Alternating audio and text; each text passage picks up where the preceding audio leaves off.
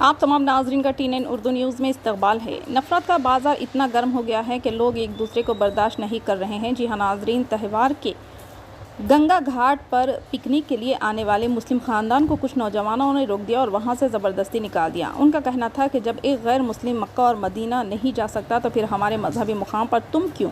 अब मुल्क में ये नया ट्रेंड शुरू किया गया है कि जब गैर मुस्लिम मक्का मदीना नहीं जा सकते तो फिर मुसलमानों को गंगा घाट क्यों आने दिया जाए। इनका कहना था कि क्या गंगा घाट एक पिकनिक स्पॉट है जहां कोई भी मुसलमान जाएगा। इस हरकत का वीडियो बनाकर सोशल मीडिया पर वायरल कर दिया गया।